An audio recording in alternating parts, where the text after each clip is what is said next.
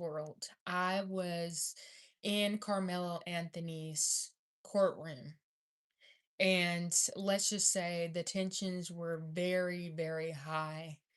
Um, Honestly, I was thinking about it as I was reflecting, um, as I was driving back to, you know, where I'm staying. I was thinking about it and I was like, wow, this is a lot. It was probably honestly the craziest experience, one of the craziest experiences I had in my life. And I'm going to be sharing some of the footage with you all really soon. After I left today, I ended up coming back and I was just so tired that I ended up falling asleep. And I wasn't even expecting to come back and fall asleep, but it made sense because I got actually no sleep last night when I first got here. Now, there's a couple things that I want to address while I'm on live. I took a lot of notes because I was able to go into the courtroom um finally toward the end of the day, even though I was supposed to be one of the first people in the courtroom because I actually got there on time. We were told that we needed to get there by 6 a.m. to have an opportunity to go into the courtroom. And I arrived there by 6 a.m. I was literally one of the first people. However, some people had arrived much earlier, but the judge had said that there was a curfew, but people were not abiding by that curfew and they ended up coming way too soon. And so that was one of the reasons why it wasn't fair that a lot of people did not, or some people did not get an opportunity to go into the courtroom at least until the day was almost over. Also, there was a lot going on, and we're gonna get into that. But before we do, we're gonna get into prayer, of course. And also I'm going to look at your comments. Thankfully, I can actually see your comments here because I was gonna pull it up on my iPad, but I can actually see your comments. So when you all have questions, be sure to send them because we're going to get into a recap. And then after I get off of here, I'm going to start editing some videos. Thankfully, it's only 9:53 now, so I'm hoping to be off of here by, let's say, 10:30, hopefully. Hopefully it won't take me too long. So before we get into this, let's quickly say a word of prayer because on this show we believe that prayer is our first resort and not our last. And let's just say we're gonna need a lot of prayer. Like I said, it was very. I- I'm gonna get into it all. You guys, there's a lot to say. But anyways, Lord, I thank you for today, Lord. Thank you for keeping me safe. Thank you for keeping just all the people who were on the ground there at the courthouse safe today. Lord, I just ask you to give me wisdom. Let me know if you want me to stay or go um, back home. In Jesus' name, amen. All right, y'all. So, a lot's going through my head right now, if I'm being honest. I don't know how much longer I'm going to stay here. Sarah Fields literally just texted me. Her text just popped up. Um, and I've been kind of talking to her about this. I was not expecting things to be so hostile. I thought that I was coming to a place where I knew that there was a lot of tension, but I did not expect this much tension. And I'm going to be getting a lot of that footage out to you guys so you can see kind of what happened today. It was terrible, if I'm being honest. And I'm going to get to some of your questions, of course. But basically, I arrived to the courthouse. I'm going to start at the beginning and I'm going to just walk you through my day. And then I'm going to also include notes that I got once I was actually finally in the courtroom. So I arrived at the courthouse at approximately 6 a.m. I was like a little bit earlier, but basically 6 a.m. It was like 5:57. And there was a line. There were about 20 people already standing in line, 20 to 25 people. And I thought that was interesting considering the fact that there was a curfew and the judge said that we weren't supposed to arrive before 6 a.m. Like you weren't supposed to start lining up. But there were a lot of people who were obviously already doing so. So about 2 hours after we were waiting in line, the sheriff came out and he started letting people inside. So I ended up going inside the courthouse. Or no, I didn't go inside right away. He let 27 people inside first. So he let 27 people inside and then he said everybody else needs to wait. So we thought that this was them, taking better precaution because Sarah Fields had told me a couple days before they were having issues with security and making sure that things were running smoothly. So I was like, okay. And so we were waiting out there for probably 20 to 25 minutes. And then he finally came back and he was like, okay, you guys can go ahead and start going through. So we went through security and then we went up an escalator. There were two escalators and they were parallel to each other. And basically, we walked into the courthouse and there were rooms that were along the walls. And then there were these escalators, and you would go up top. And then our courtroom that we were going to be in was going to be on the left. And so we went upstairs, and it was me, Sarah Fields. We were basically hanging out with each other pretty much all day, at least half of the day, until I went outside and I started recording. So we went upstairs and they said that um we needed to make two lines. And so we didn't know exactly why we were making two lines because we were the second group. So we were just like praying and hoping that would still have an opportunity to go into the courthouse. So after that, they were like, sorry, we're only letting 27 people into the courtroom who's not media, family, and basically that's it. And so we weren't a part of that group of 27 because, like I said, there were a group of people who broke curfew, and also there were several people who cut us in line. There were probably, I would say, probably at least three to maybe four people who just kind of worked their way into the line and ended up beating us out. So literally, me and Sarah Fields were at the beginning of the second line. So they ended up getting badges, and they were these yellow badges. And they got to go ahead and go into the courtroom. But before they went into the courtroom, the family, the families went into the courtroom. So I got to see Megan Metcalf walk in. I saw Jeff Metcalf. He was there. He was also with his brother, or excuse me, not his brother, his cousin. And Megan was with, I believe, her now husband. And also they had other family and friends there, but they were not allowed to go in with them, which I thought was kind of odd because Carmelo Anthony had a huge group of family that was allowed to go in on his behalf, but the Metcalfs only were allowed to bring a handful of people. Like it was like only two people that they could bring or something like that, which I thought that was really weird. So that's when the families went in. I got to see also Carmelo Anthony's dad, his mom. So I think I can't remember what his dad's name is off the top of my head right now. I saw his mom, her mom's name, or his mom is named Kayla. And then I also met Carmelo Anthony's brother as well. He has like an older brother. I'm pretty sure he was older than him. And I was like, "Hey, are you related to Carmelo Anthony?" And he was like, "Yes, I'm his brother." And so I was like, "Okay, that's interesting." And then there were like a group of family members, and I believe Kayla's mom was amongst that group because they looked just alike, her and her mother. So they all went in, and then the group of 27 went in, and then the sheriff came back out and he said that two more people could go in as well. So that's when actually now that I remember, okay, so Sarah and I were actually 3rd and 4th in line because I did forget about those 2 people. So there were 2 people who were ahead of us. I forgot about this. So they were given the passes.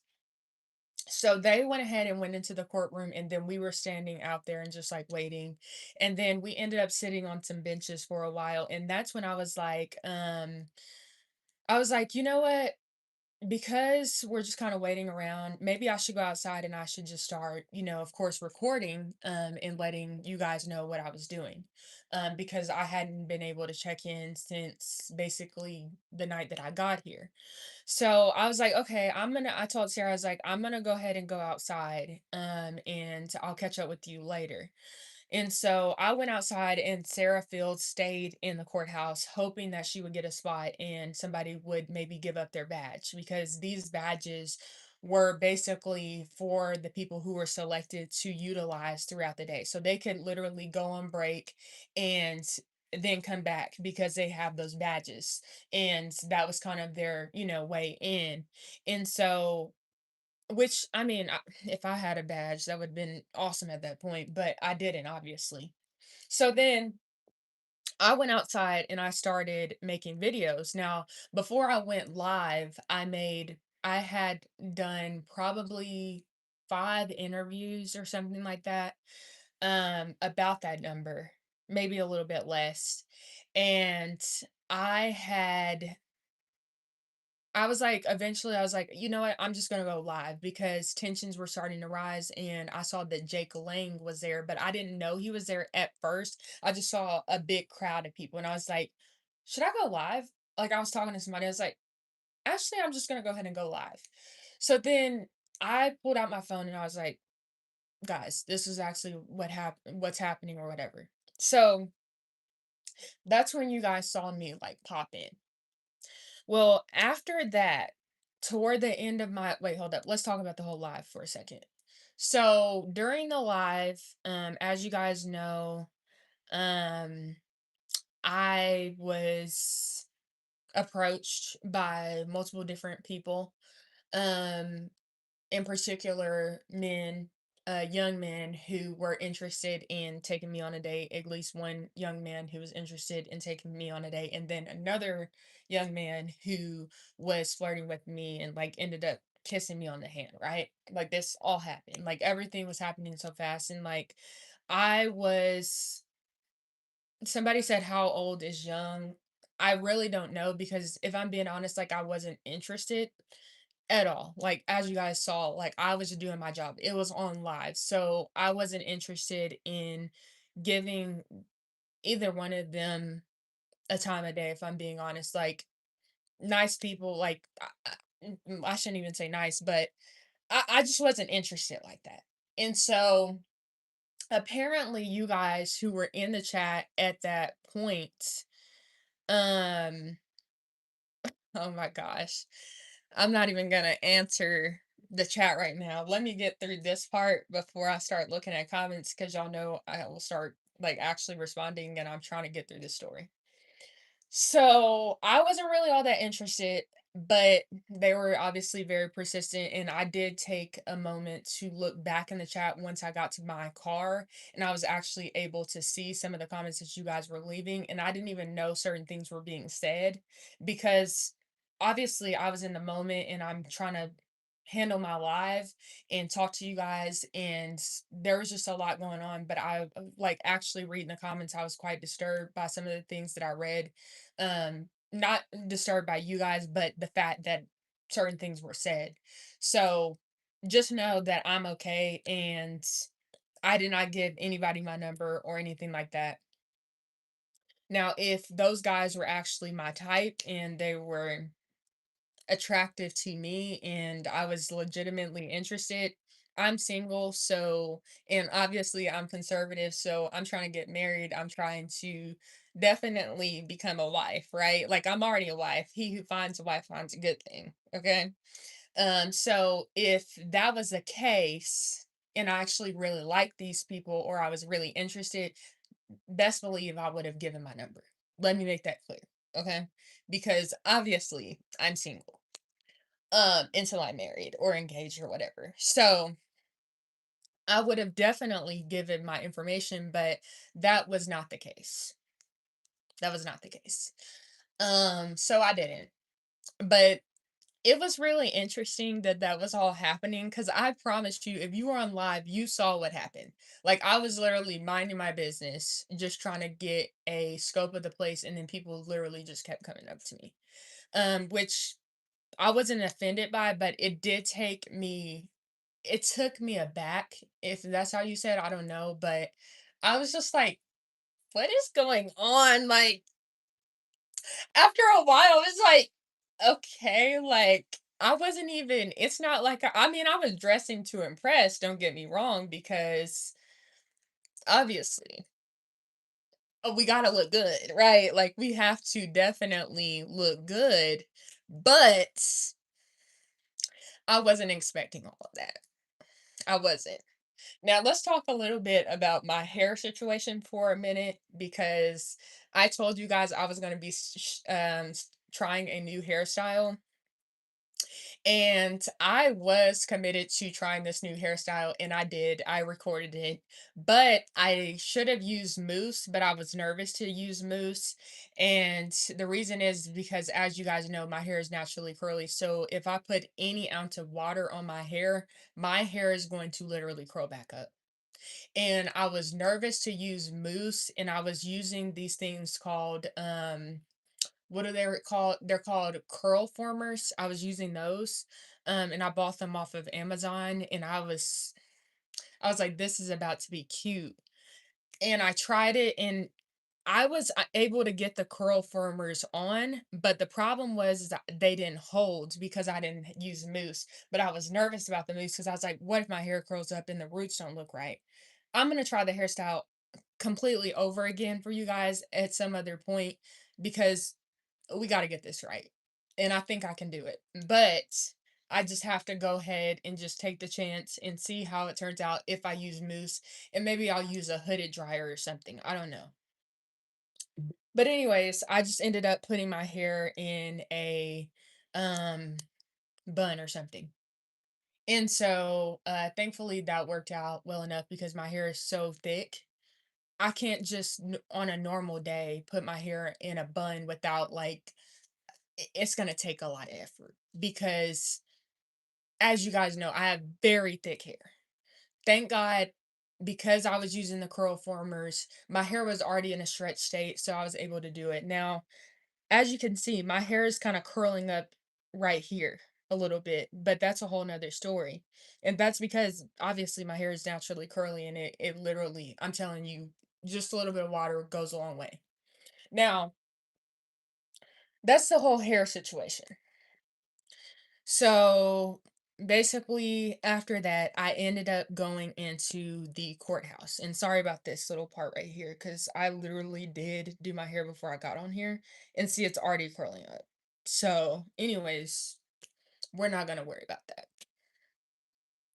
So I went into the courthouse because I wanted to check on Sarah Fields, because I was actually just trying to figure out what was going on. And this lady who we had connected with came out to the courthouse and was like, hey, um such and such and such and such, and I was like trying to help her or whatever.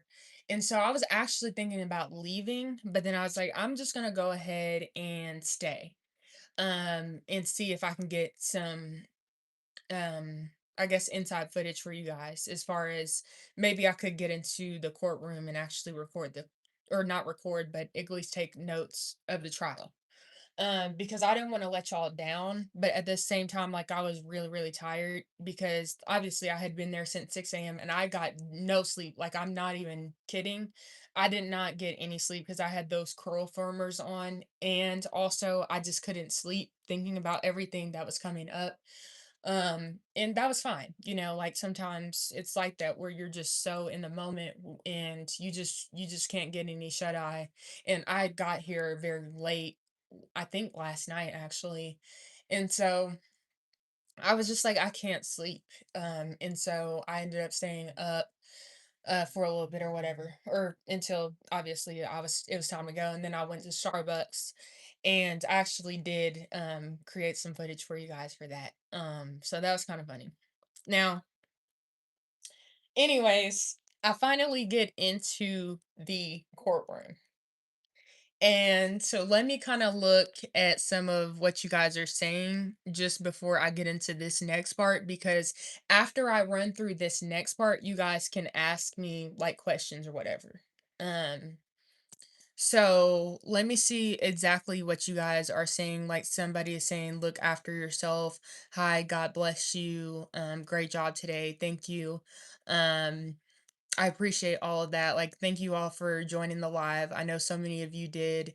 Somebody said, please be careful, Tamara, being around concentrated evil will affect you even if you aren't physically attacked. Now, we're going to get into that too, because I need to talk to you guys about how I'm genuinely feeling after today, because I do have a lot that I'm processing right now, and I'm feeling almost as though I want to go home. But right now, as of now, I'm still here. That could change. Now, somebody said if you begin to feel unsafe, leave. And yeah, you're absolutely right. And somebody said an older brother, interesting. Yes, Carmelo Anthony has, I think, an older brother. The guy looks older than him for sure. And then let me see if there's anything else. I really appreciate all of you. Um,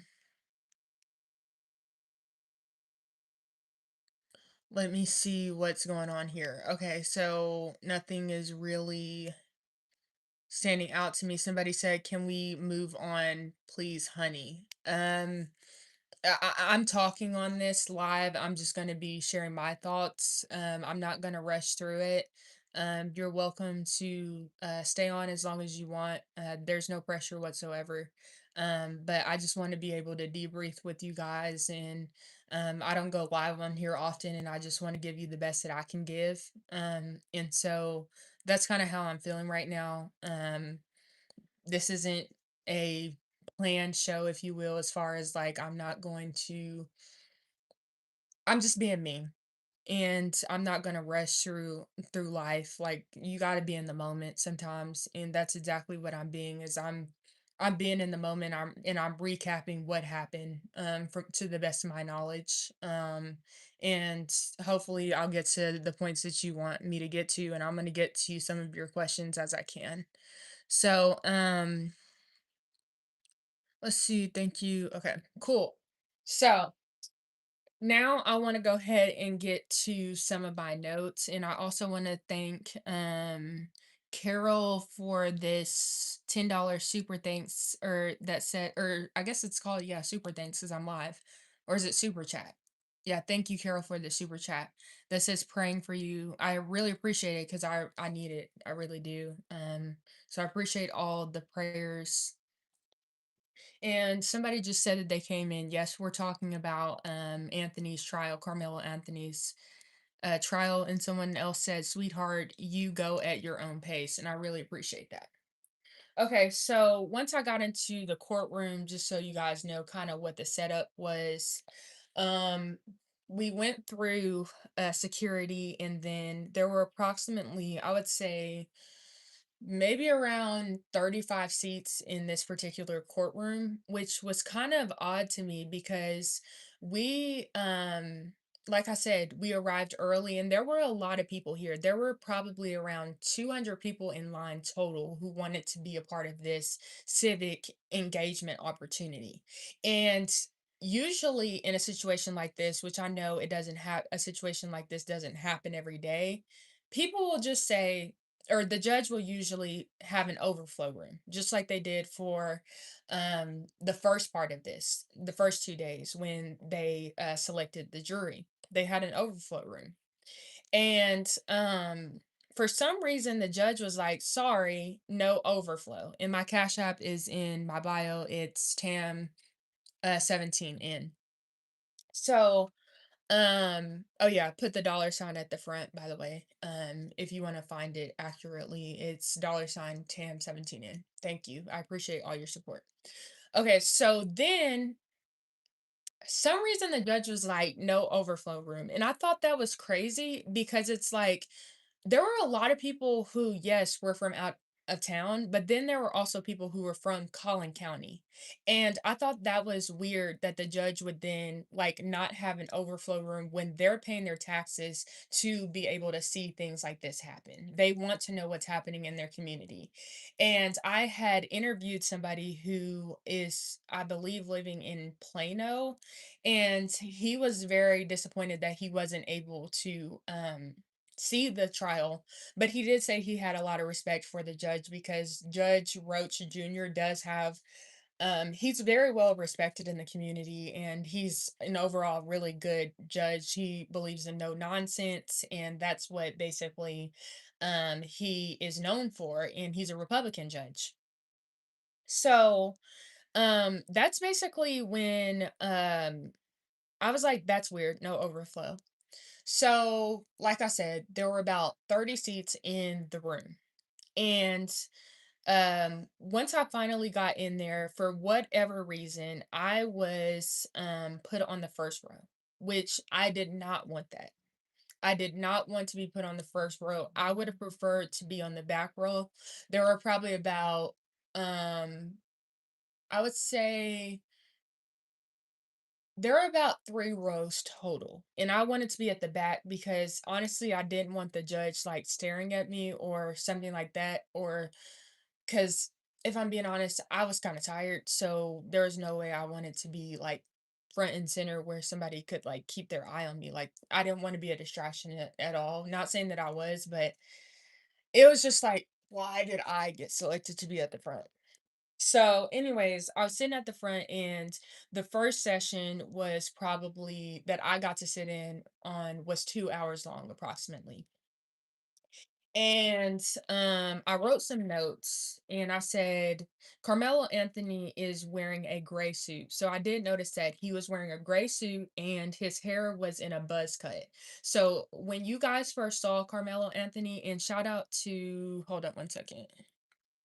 Shout out to Tammy for sending me a $20 Cash App. I really appreciate you, Tammy. Thank you so much.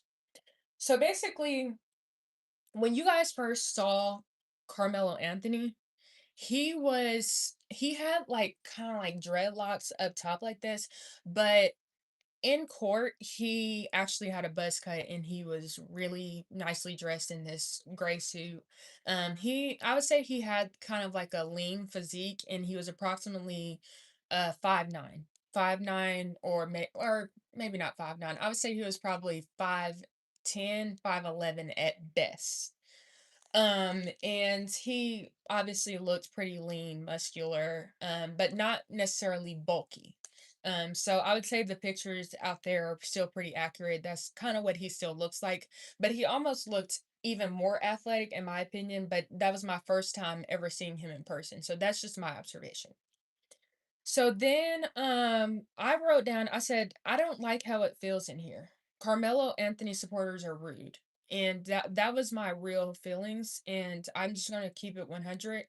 They were so rude, even at the beginning of the day. Like I had just walked in line and I didn't even talk to these people. And this one girl who's on TikTok, she's a huge Carmelo Anthony supporter, was already just giving me nasty looks. And I'm like, wow, the level of hostility, like, you gotta know how to treat people. Like, you don't necessarily have to like somebody, but there's just a way that people just act around people. I don't know if it's just me. I'm from Oklahoma, and we just have a politeness about us. Even if we don't necessarily, that person's not our favorite, you're still going to get a, hey, how are you doing? You're still going to get casual conversation or at least a smile or something. You don't have to necessarily smile, but it was just, I'm telling you, the way it felt at the courthouse, how I felt at the courthouse, it was like it it was so bad. It was so bad. I mean, the environment was, it was so dark. Like, at the beginning of the case, when I first started covering it, and I remember when Carmelo Anthony hired his lawyer, I remember being on video, and I said, "I saw a dark cloud over the defense." Well, that dark cloud was very present today. And it was very unfortunate because I really went into this with an open mind. I wanted to interview people from both sides. I wanted to have conversations, and I was just open to talking to anybody. As people know, and a lot of you guys have known me and gotten to know me over the past 3 years, um, and you've probably heard me say this, like my senior superlative when I was in high school was most likely to brighten your day. Like that's literally that was my senior superlative. Like I love talking to people. I love people. I love interacting with people. And I don't care if I agree with your politics or not. I still am going to treat you with respect and see if we can even have a conversation. But these people were, I'm telling you, awful. And I don't say that lightly. You guys know how I am. I don't just say stuff like that. I couldn't believe it. And I didn't like sitting in the courtroom with them either because of how they just, it was just such an uncomfortable feeling.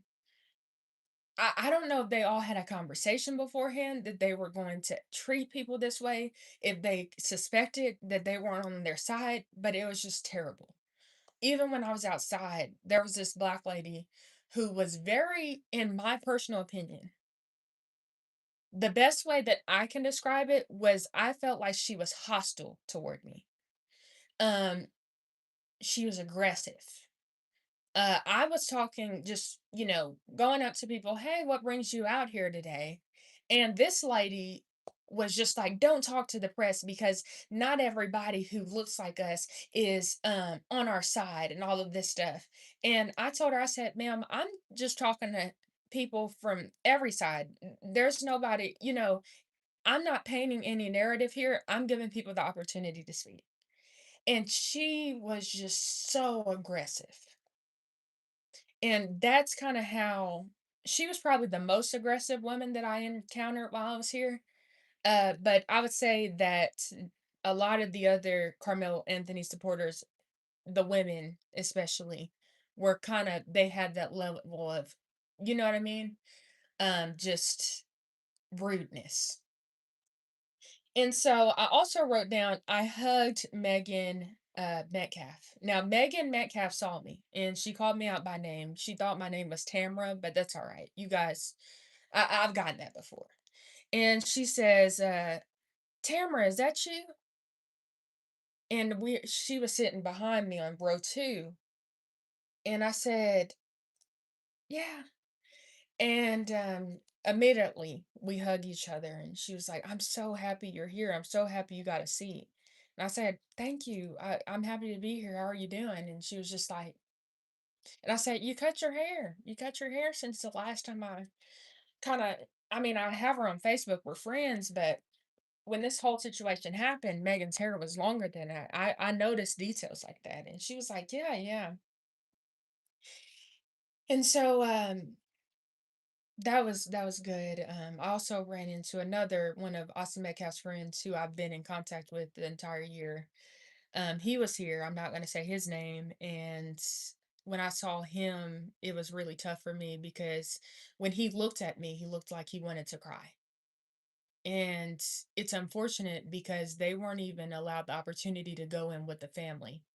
But Carmelo Anthony's group had a whole, I mean, they had like at least 10 to 12 people that were allowed to go in on their behalf. But the Metcalfs had probably 5 people total who could go in as family members or friends connected, or whatever.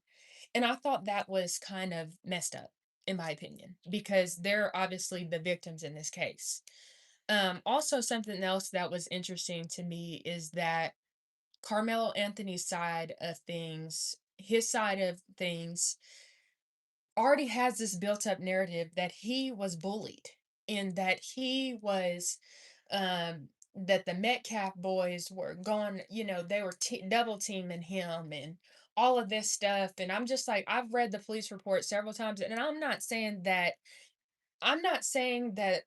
there are facts that we don't know. Obviously, we're in a trial, so there are facts that we don't know that we're still discovering.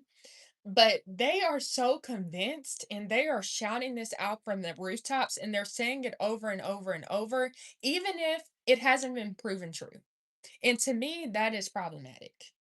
because they're making it seem as though Austin Metcalf was this bully. And but my thing is Austin Metcalf had never known Carmelo Anthony before this. So why all of a sudden would he be bullying somebody he doesn't know?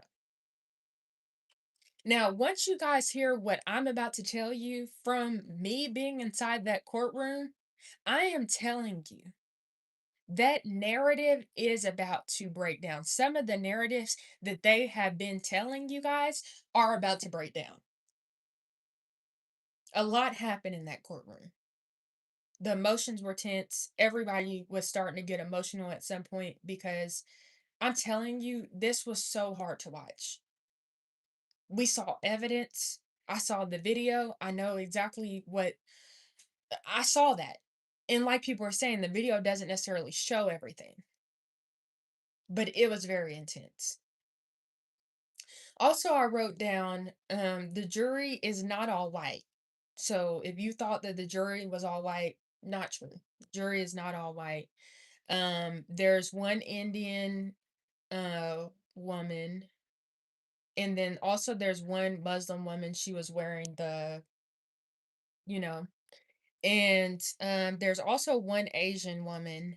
I want to say the Indian was a woman. I didn't write that down, but I'm pretty sure it was a woman. And I wrote down from what I could see, there were 7 men and 10 women, but I think there were alternatives that were sitting on the jury stand as well. There were just like 2 rows there. And I said the jury seemed overall young. I would say between early 20s and I would say mid 40s, and then there were a few people sprinkled in, like 2 people who were sprinkled in who I would say maybe were in their 60s or 70s. And also there were quite a few interviews. Now I did get some of the people's names that were interviewed, and so I'm gonna definitely get into some of this, but some of their names I didn't pick up. If I'm being honest, like I said, I got no sleep the night before, so please forgive me if I didn't write down a name, but I'll get it for you when I talk to Sarah. Because maybe she got it and I didn't. So I'm sure there's things that we probably both got that each other didn't get. So I'll be sharing my notes with her if she wants them too. So a head coach was interviewed, and this was Austin and Hunter's head coach. And I wrote down he started off by talking about how he became a head coach, because that's obviously what they do in situations like this. Okay, how did you become a head coach? How did you move to Frisco? What ended up landing you here? Like the prosecutor was asking him questions like that. Then after the prosecutor would ask questions, then the defense would have opportunities to ask questions as well. And so then after that, I said the judge seemed very focused. I noticed that the judge was very alert. He was very attentive. I saw him making eye contact with different people. He even made eye contact with me at points too. So I thought that was interesting. Like I said, I really didn't want to sit on the front row. But for whatever reason, I ended up being on the front row. And then I said, they were asked about the tent, and this coach described $1 million tent used at the track meet. So basically, the tent was worth a lot of money. And I also wrote on here, I feel like most people at this event are making this about race, which is very unfortunate because, especially the Metcalf family, they didn't want this to be about race. But I'm telling you guys, like the narrative was so much about race. There at Collin County, like especially when you were outside of the protest or outside of the courtroom. But obviously, the racial element was inside of the courtroom as well. I mean, the defense is kind of, I didn't hear them bring up race a lot, but you can tell that that's probably going to be brought up just because the defense doesn't really have a case. So I do expect that in because there's so much racial tension around this case and how people were acting at the courthouse, I'm sure it's only a matter of time before the defense starts coming up with that racial narrative. But this was just opening arguments day. So then um I wrote down this court or this coach compared the tent to a team bench. So I thought that was interesting. When this coach was asked to describe the tent, he made sure to say, well, it's almost like a team bench. And when you say it like that, it's like, that makes sense. You know what I mean? Because what if it's viewed as a team bench, you wouldn't expect someone from another team to come to your team's bench. So I liked how that coach kind of explained it, and that kind of was the way all of the coaches explained this situation in so many words because there were multiple coaches obviously interviewed. So maybe some of them didn't use the exact word team bench, but they all kind of had that same sort of sentiment. He also brought up proximity control, and he said that he wanted to have an adult available at all times. And so the goal was to make sure that there was a coach next to the tent at all times because obviously Frisco is a very wealthy community and their students, their school district has the opportunity to purchase things for their team, like snacks and waters and extra things that, extra amenities that come with being a part of such a great school that has the finances in order um, to do that. And so a lot of times kids from other schools I'm sure would maybe try and come over and get some of those snacks or drinks or whatever. And so that's part of the reason why they had this proximity control is because they wanted to make sure their things were protected. Now remember me saying this part because later on and I'm telling you this is going to get even more emotional as we go through this recap. So much more emotional. Like I left the courtroom just feeling like, wow, I don't know if I even want to be back in that courtroom, but I probably will be. And it's not because I don't want to be there to support, but it's so intense. And hearing Megan cry behind me, seeing Jeff covering his face in tears, like it's so much. And then also on the other side, you're seeing Carmelo Anthony's family crying. You're feeling the tension and how a lot of these people are dealing with this tension that they're feeling is they're expressing it through anger or rudeness. And it's obviously just led to just such a hostile environment in my opinion. So that's when I wrote down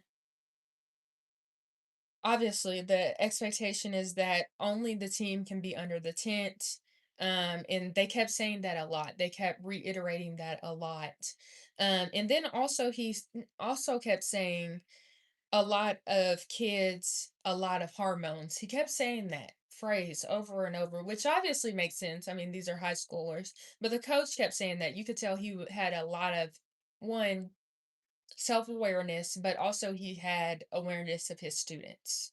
And when I say the coaches had self-awareness, it was very evident that these coaches, and I'm telling you, they weren't all just white, they weren't all just black, multiple different shades. Which why does that even matter when we come from the same if we track it back down, we all come from the same two people, Adam and Eve. Even atheist scientists are now agreeing on that fact.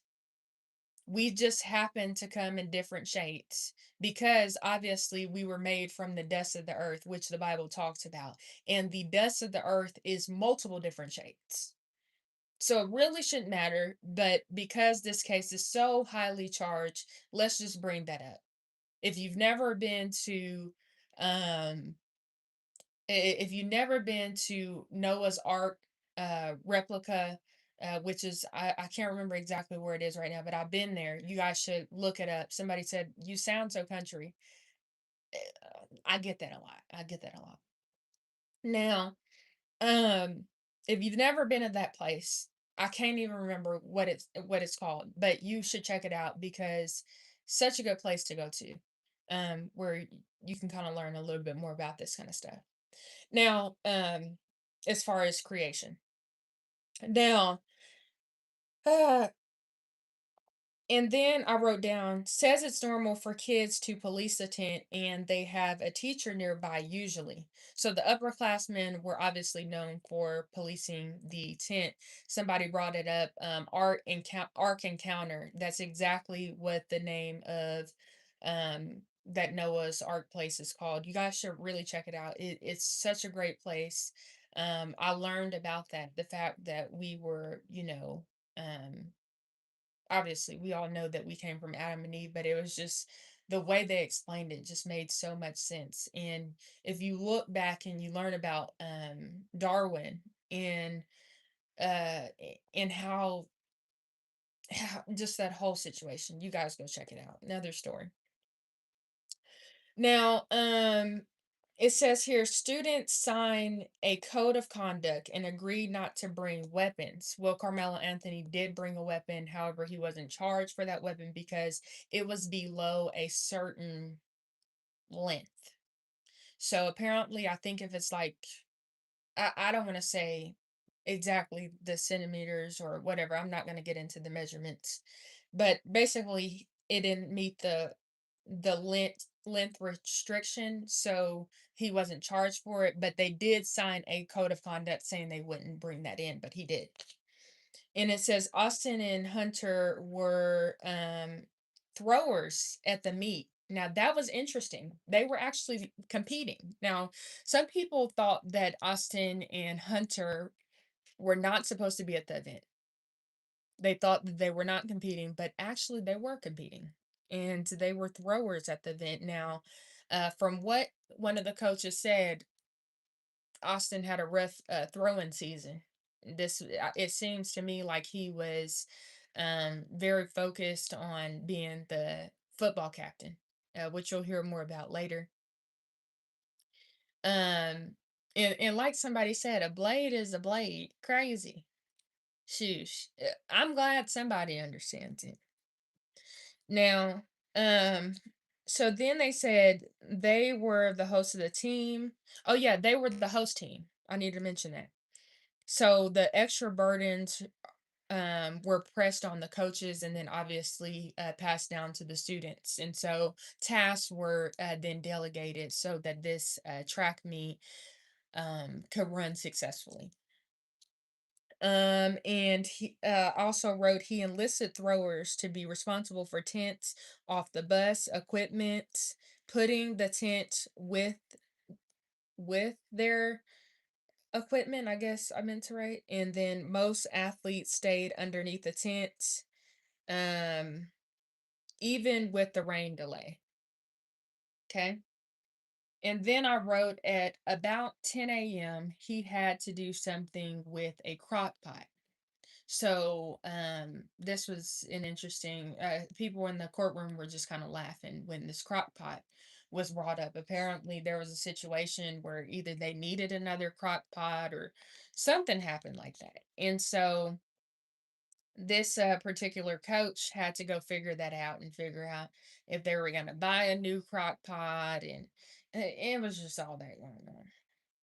And so while he was grabbing the crock pot, the altercation was happening, and he recalls, and I want to kind of say trigger warning, if you will. um he recalls seeing Austin on the ground. His face was purple and there was a hole in his chest. This is what this particular coach recalls. And he was emotional. This is where he started to get emotional recalling this. Obviously, I totally understand the emotion. he started crying, and um he was told to stop helping Austin because he was and he helped this guy named Eddie who was just kind of losing it, which you guys will hear more about Eddie in a video that I'm gonna post. And then I heard Megan crying behind me. She was crying a lot when this was kind of being said and everything. And Hunter asked the coach to do something when this happened. Um, and he looked at the coach and he said, do something. And he said, where is he? Because he said, do something. And that's when Hunter pointed at Carmela.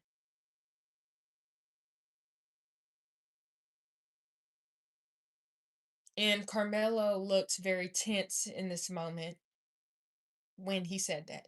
I noticed Carmelo Anthony was shaking throughout the court appearance. And this is kind of where the shaking of the knees started, when you kind of shake nervously. He kind of started doing that more and more as time went on. At first, he was just looking tense. Carmelo Anthony said Austin put his hands on him hysterically, but he only became hysterical after he was asked. Before that, he was simply calm. And he was with his coaches. They didn't know. They didn't know that the other guy was a coach. They didn't know that this coach that who is recalling this was a coach at the time. So it's interesting to me that Carmelo Anthony was calm, and then once he is confronted and asked what happened, then all of a sudden he starts acting hysterical.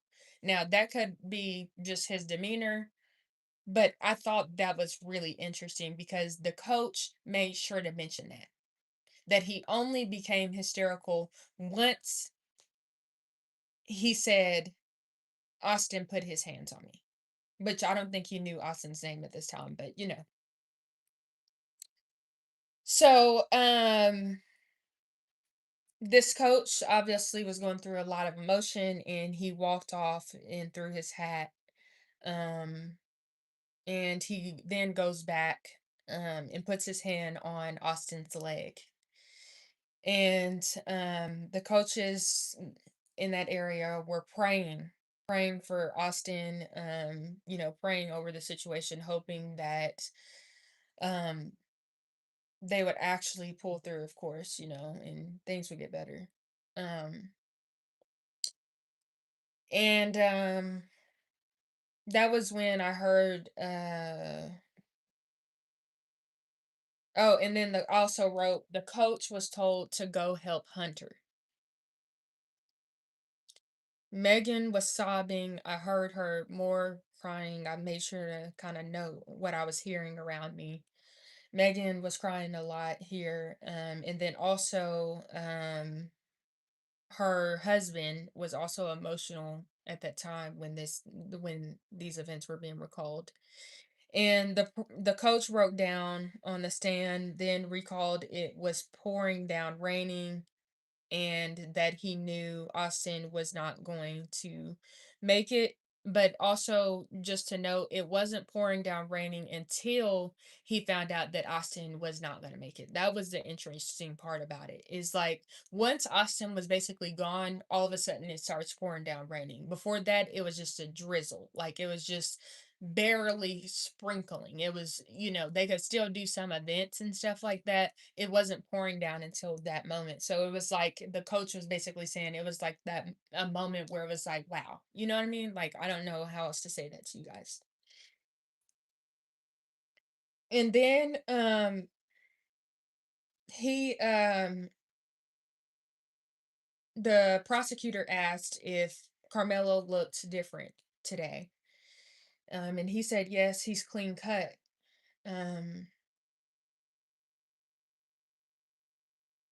I saw one of the white men who were on the jury, because there was this white man who had blonde hair. He was probably, I would say, maybe mid 20s, potentially early 30s. And he looked over at Megan, and he kind of raised up out of his chair a little bit to do this. And he looked over at her, and she was on the second row on the left side. And the juror looked sad. So you could tell that the juror was concerned about Megan. And I thought that was a moment that should be recorded, because obviously these jurors are going to play a huge impact in deciding Carmelo Anthony's fate. Um, so I want to pause there for just a second and let me see what questions um you all have. If there's any trolls in the chat, just know that you will be blocked. I'm not I have time today. I have time. And if I happen to run past your comment, I'm just going to screenshot it. And I promise you, if I see you comment on my thing again, you're just going to be blocked, because I'm going to figure out how to do that. I may not do it right now because I don't have time to actually do it in this moment, but just know, don't come over to my comment section causing chaos. I'm giving you the facts as I wrote it down and as I recalled. And the thing is that you all have to understand, and my supporters know this because we understand. I'm talking about somebody who just came over here who doesn't know. The thing is that it's okay for us not to agree with you, and you should be okay with that. You're an adult. Act like it. Stop acting like a child. That's the problem with a lot of these people. There is no reason why people who are way younger than you, some of you guys are 20 years older than me, minimum, and um you're acting like a child. Have some decorum, have some respect about yourself, because at the end of the day, it's not going to affect me, it's not affecting my audience, it is affecting you, because it shows your lack of respect for yourself. So I want to encourage you to have respect for you. It has nothing to do with me. It has nothing to do with my audience, because everybody knows that I have the best show on the internet. I have the best subscribers on the internet. That's well known. We respect people over here. I'm talking about the people who need a little bit more guidance, which that's fine. We all have our things that we can work on and that we can improve. And so I want to encourage you to have some decorum, have some respect about yourself. Hold yourself to a higher standard. And I promise you, guess what's going to happen? And it's not just going to affect you in this moment, it's going to affect you in your life. People will start to view you in a more respectable way. You will start to have access to rooms that you didn't have access to before. You will start to see a level of favor that you hadn't seen before in your life, all because you learned how to respect yourself and other people. And so I want to encourage you with that today, because maybe somebody has never heard that before. Obviously, my subscribers have. We understand that. Birds of a feather flock together. But maybe you haven't, and for some odd reason, you landed on my page. I want to encourage you with that, because I'm telling you, the level of hate that you are displaying, and I say hate because a lot of this is rooted in hate. And I hate that word. Like, I don't even like that word, but it's a real word for a real reason. And a lot of people are leaning toward that. And I promise you, it's only destroying their life. It's only destroying their life. I don't want your life to be destroyed. I want you to live a happy life. I want you to live well. I want you to love your neighbor as yourself. I want you to have a lovely life. When people see you, I want them to think, wow, that person is a lovely person. That's what I want for you. I don't wish any bad on anybody. I don't wish bad on Carmelo Anthony. I feel terrible that this guy is even in this situation. It's heartbreaking. I'm heartbroken because he's so young. And Carmelo Anthony, if you've seen him, he's a good looking young man.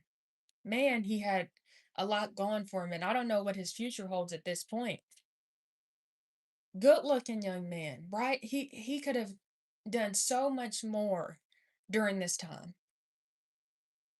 But obviously, there were some things going on in his heart. This is a heart issue, and that's what you all have to understand. Because out of the abundance of the heart, the mouth speaks. So, whatever's happening inside of you, whatever is happening inside of your heart, it's going to flow out of your mouth. And so that's why we speak life. And so, I realized that what's happening with Carmelo is a heart issue. And I noticed that at the beginning. Even if Carmelo Anthony walks free from this, as far as the court says not guilty, which I don't necessarily think will happen, I think he might end up spending some time in jail or, prison. But if they say that he walks free, I think that if Carmelo Anthony does not give his heart to Christ, Carmelo Anthony is already in chains. He is bound by what he's going through and what he's done. I mean, imagine taking someone else's life. And I could see Carmelo Anthony shaking, his legs shaking repeatedly. And I understood in that moment, wow, yeah, he's processing this. And we're going to get even more into this because you're going to hear some more stuff. But let me see, you guys comment questions for me if you can. And also, I want to thank you to Access to Rome for sending me a $50 Cash App. Thank you. And I appreciate all the super thanks as well. Or super chats, because I'm live. Um, okay, somebody said you've given more nuance to the event not seen prior to witness testimony. Thank you. Good note taking. Well, thank you for that. I really appreciate it. I just wanted to be able to share the truth with you all. And man, if you know, you know. This is the first criminal case I actually covered. I remember when I learned about this situation, and that's how prayer became our first resort and not our last on this show, is because of this case. I felt just, I felt a sense of heaviness. I was like, Lord, I can't continue to cover this. I remember it like it was yesterday. I was like, I can't do this. And I felt the Holy Spirit telling me, just, keep going, just make it to the end of the week. I know you can. And every day I was dreading it. I was like, this is breaking my heart. Um, and so he gave me the wisdom and the strength to be able to get through that. And so I give all glory and praise to God. Um, y'all, please, don't block me. I love you. That's what somebody said. What's going on in the chat? I can't read all the comments right now. Now, I want to get back into some of this. I think we had enough of a break, and it doesn't seem like you all have any questions yet. If you do, go ahead and comment those so I can answer your questions. I hope that I'm being useful and I'm being helpful in this moment, because I know so many of you have been following the case, and you want real feedback. You want to know exactly what's happening. And so I'm hoping that you're feeling like, okay, I'm getting some information that I need or desire.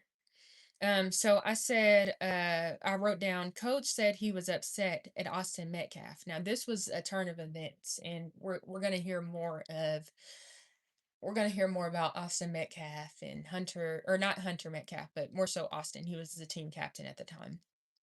And so this coach recalls being upset with Austin Metcalf before the event.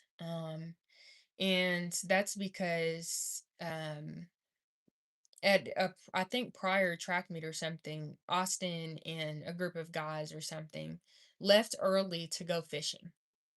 And this coach, from what the prosecutor said, is a very much hardworking coach. You have to stay till the end of the track meet, which we've all been to track meets, at least a lot of us have. And if you, I ran track when I was in high school. My grandma was also the number one hurdler in the nation back in her day. So a lot of people who see me and they see my physique, they're like, "Did you run track or whatever?" Now, I wasn't as good as my grandma, but thank you for the body, grandma. I'll just say that. Uh, I think I might have inherited that part. So very blessed there.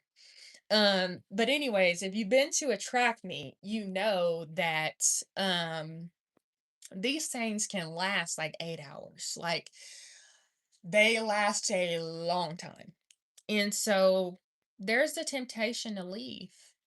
There is that temptation to leave the track meet early because you want to go do what you want to do. And so, Austin Metcalf being the team captain and, having these group of guys, on the track team who were really using this as their off-season sport, they were tempted to leave. And I guess Austin left early to go fishing, and he ended up getting kicked off the team. Now he wasn't really kicked off the team, is what the coach said. The coach just told them that they were kicked off the team in order to get some act right into them. So, also he said that Austin had a crappy throwing season. That's what he said. And Carmelo Anthony was shaking during this time. His knee was shaking, shaking, shaking, shaking. And he seemed triggered and tense. I noticed he was getting triggered. Like he literally was like, this was the moment where I hadn't seen this before. Like I had not seen this from Carmelo Anthony. But this guy was starting to get very, very triggered. And what I mean by that is he was just shaking a whole lot, like just shaking, shaking. And his mugshot was visible on the screen too, as well, at that moment. And then he was still shaking his knee, and then they showed this text exchange.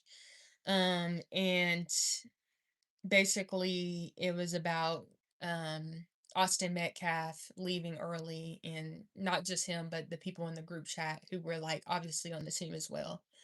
And basically the coach was complaining, saying they didn't celebrate their teammates. And says they didn't stay until the end, and the coach asked him to be a leader. Listen to this part because it's really important.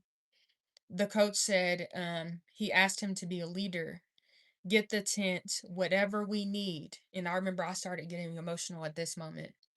And he said he wanted Austin Metcalf to set an example, and you can kind of see this throughout the text exchange. And he said if he wanted them to hold things down, he said he wanted them to hold things down. So he was giving them permission to be leaders, to protect the tent, to make sure the tent was put up. So when people were out there saying that Austin was basically acting like he was in charge, well, that's because Austin was in charge. Do you understand that? Austin was in charge. And I started getting emotional in this moment because I remember people attacking. Obviously, Austin Metcalf is deceased now, but they were just like, he was acting like he owned something and all this stuff. The coach wanted him to step up and be the leader that he knew he was. Austin Metcalf was a team captain, he was a leader at that event. And he was the team captain of the football team, but obviously track still is a sport that he was involved in, and he was a leader in general, obviously, who was at the event. And he said it wasn't raining, light drizzle most of the time. Events were on. It was a district track meet, and he made sure to recall that it wasn't really raining. He said he was from the country, and the prosecutor was basically trying to ask him, so are you sure it wasn't raining? Those kind of follow-up questions or whatever. And he's like, yeah, it wasn't really raining. We were still able to have events. Everything was all good. So the defense brought up Time brought up timing and people talking to friends from the other school. Coach says at Frisco ISD doesn't allow people in their school tent.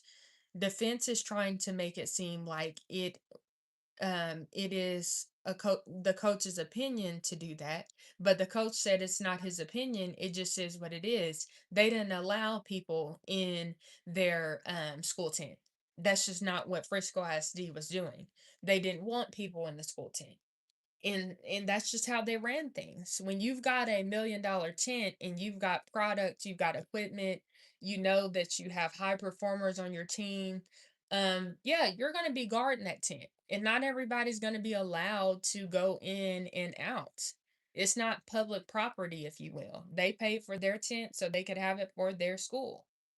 And I would seem I don't see why people don't think that's respectable. I mean, when you have something that you when you have anything, when you own something, you take care of it. And I think that's what a lot of these people don't understand is like you take pride in what you have. And they took pride in their team. They really took care of things. And it was very obvious by hearing this coach's testimony. And so um Centennial didn't have a tent that day. Carmelo Anthony's team did not have a tent. That was interesting. I don't know why they didn't have a tent, but it was noted. And then also the defense brought up girls and boys and pressing them. So I don't know if that's going to be presented at some point where um basically I don't know if at some point we're going to hear more about that, and could there potentially have been some girls that somebody was trying to impress? I don't know. I'm not going to speculate there, but that was brought up. So we'll see if that comes up again, and I'll let you guys know if I hear about that. And so then it says he asked about Austin Metcalf's weight. And the defense team, yeah, the defense team asked, and he weighed about 200 pounds. And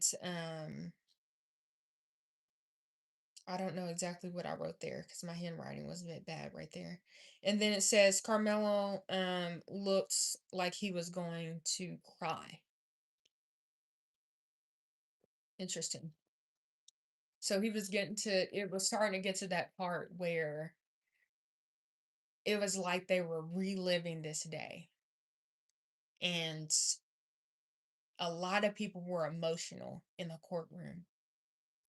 And it says here there was this other lady who got interviewed. Her name was Tiffany. I don't know if I can even say the jury's name. Can I say their name? I'm not going to say because I don't want to accidentally say something that I'm not supposed to. So I won't say her name other than obviously first name doesn't really matter, right? But anyways, she was an athletic trainer and she was at I believe the Memorial School. I just put at M School. Okay, at the Metcalf Brothers School. So whatever school they went to. And then basically she went on to give her testimony. I didn't really take too many notes for hers. And then there was another coach. Now this coach was very interesting, their testimony.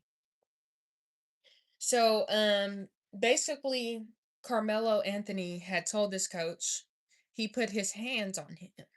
You know, Austin put his hands on him. And he said he's not going to die. But then the coach said if he dies, then it would change your life. That's what he told Carmelo Anthony.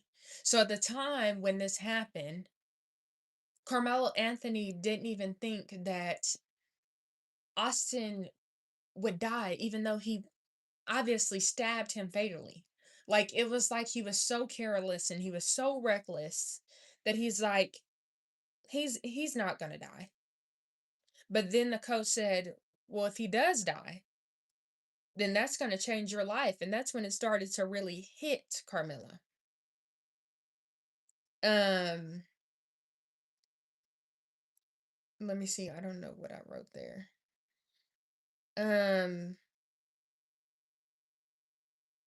okay, so as the coach is being questioned, Carmelo Anthony is shaking. So lawyers check on him. And once again, he was shaking his knee, nervously, I guess. I don't know.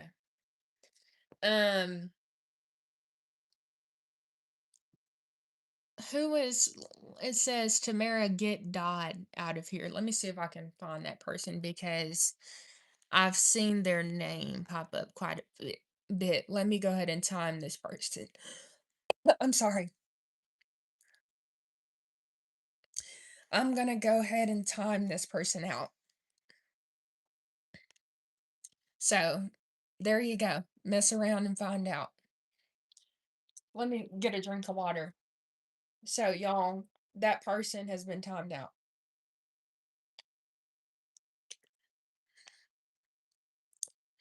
Um, is there anybody else that's bothering y'all before we continue that I need to time out? Let me know so I can definitely time them out. All right. Um Somebody said sent you a super chat. Let me see if I got it. I don't think I saw it. Okay. Shout out to Right On Gal. God bless you, Tamara. Sorry it's not more. Grace, grace be on you. Oh, thank you so much. God bless you.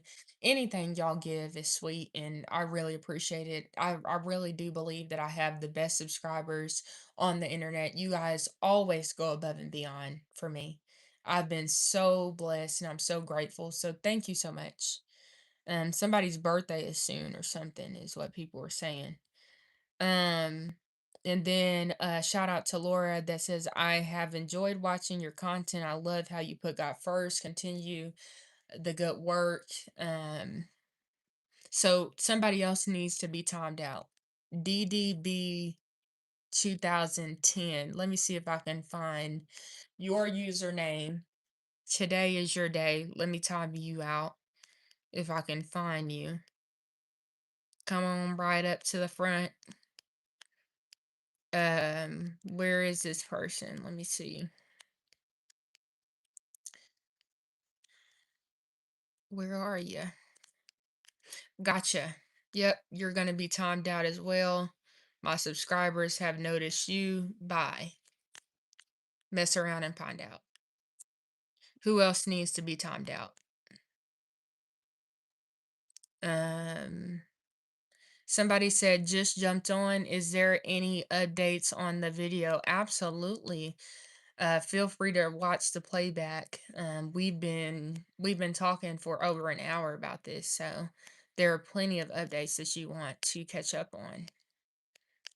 Um, Anybody else need to be timed out? Y'all let me know before I continue. I'm gonna give y'all a few seconds. Access to Rome. Okay, they sent me wait. What are you guys talking about? They sent me a $50 cash app, so that couldn't be right. I don't think they need to be timed out. Jesus Lopez. Um, Let me see if I can find that person. Or Jesus probably is how you say that. Yeah, listen, today's your day, Jesus. Oh shoot. Well, hold on.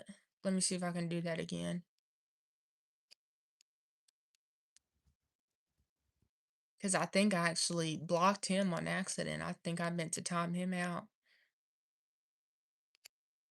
Okay, let me see if I can. Okay, I unblocked and I'm going to time out. Now, this is your warning, but I'm telling you, keep going and you're going to mess around and find out.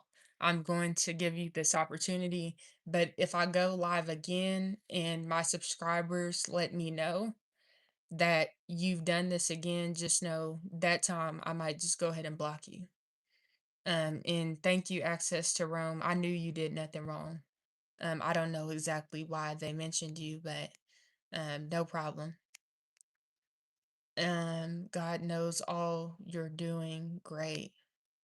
He does know all, and that's why, that takes the pressure off, and I hope that people realize that is that God knows everything, like, I don't know everything. I'm only doing my best, and I'm giving my observations, and I'm being honest, and I'm being myself, and I hope that I'm coming off as respectful as I possibly can. But all you can be is truly just honest, just be you, and obviously be respectful, and share what your experience is. I felt like somebody was trying to censor me when I was talking to them earlier today in person, because I said, "Wow, this crowd is hostile." But the lady had just fussed me out for no reason, and then I made that comment, and it's just like, and I hadn't said it to her, but I was just talking to this person, and they were just kind of like, "Oh, well, don't use that word, and if you do, that's kind of words that would make the cops come or something." And I'm just like, but, like, that's a bit extreme. You know, I'm just making an observation. I'm one person, and obviously, not everybody has to agree with me. But one thing I'm not about to do is sit here and be politically correct. I said what I said, and I said so in a manner that obviously I wasn't inciting anybody, or what, I was just telling that person, wow, this crowd is hostile. And I think I actually said that on camera, and I was just, like, reflecting on it, and that's how I genuinely felt, and that's the thing is, like, it is what it is.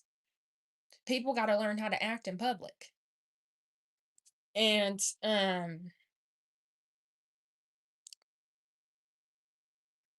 is there somebody else that I need to go ahead and, add to the timeout chair? Not sure who did what, I'm getting multiple stories.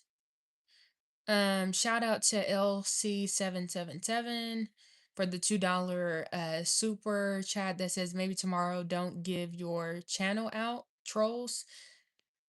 I don't know. Some guy did ask for my channel. He wrote my name down wrong, so if he found it, I'm surprised, but I don't remember giving my channel out like that, honestly. But there were a lot of people there, and um I think people in general, Carmelo Anthony's supporters, they say what they're gonna say, and they're all over the internet. I mean, if you get on TikTok, you'll see. And it's unfortunate because I think we can all have a conversation without being disrespectful. And in a story that I'll share is, I remember last year when we were having these TikTok debates. I had gotten on TikTok. It was like to when I actually started getting on TikTok, but y'all can follow me on there if you want. I post on there when I can. And I had got on this debate with these FBA people, and they were basically saying that, their point of view, the usual talking points, and they were fussing me out, calling me names, saying I need to get on camera and show my face because they didn't believe that I was black. Who is this? You sound like a white person. I need to see your face, all this crap. Um, and so they were trying to like pressure me to get on camera, and I'm like, y'all's cameras aren't on. And it was just like they were just saying things and saying, do you date white men? Um, and I probably said, yeah, I don't mind dating a white man. I don't know how I responded, but it was like it was just weird. Like just certain things that were being said. And so then they were like trying to pressure me to get on camera, and I stayed on there. And I talked to them for probably like over an hour and just gave them an opportunity. And that's all I did. And then I said, okay, well, I see where this is going. I'm going to go ahead and jump off of here. And one thing that stood out to me is they said, don't go. And I thought that was interesting because they were the people who were, calling me all of these names, but yet they were saying, don't go. And I thought to myself, wow, they actually want the truth, but they don't like when they hear it, and they'll basically stone the person who's telling them the truth even though they want it. Like, it's so weird. And that's why you got to be an adult about situations and just have conversations. Because I've heard a lot of Carmelo Anthony's side. I know what their talking points are. And I think when people are overly emotional like that, it's because they know they don't really have an argument. Now, um, who is Pay Paygorn something? You're going in timeout. Actually, I accidentally hid you, so that means you're blocked. Let me see if I can unblock. I don't like to block people on the first time, but I'm gonna time you out. Think about your actions, come back acting better. If not, you're gonna be blocked. Um, so they're now in timeout. If there's anybody else who needs to be put in timeout, go ahead and let me know. I can kind of see some of the comments, but I haven't been paying attention while I've been talking for the most part, only when I can, point them out or whatever. Um, Somebody said, I need in timeout. Puppy 7766, are you sure you want to go in timeout? I mean, I can put you in timeout if you really want to go. Just let me know that you really want to go. That's what I need to know. Remington, let me put you in timeout if I can find you. Somebody said you need to go.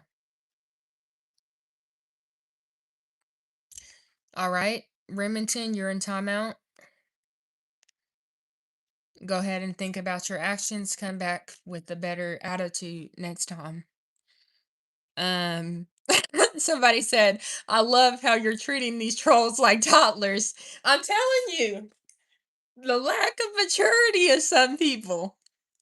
Hey, you wanna act like a toddler, you're gonna be treated like one. Respectfully. How's the weather? It's pretty hot. Yep. Who else wants to okay, Ty? You want to be blocked? You're gonna be blocked. Let me go ahead and add you to users hidden. Go ahead. Mm-hmm. Yep.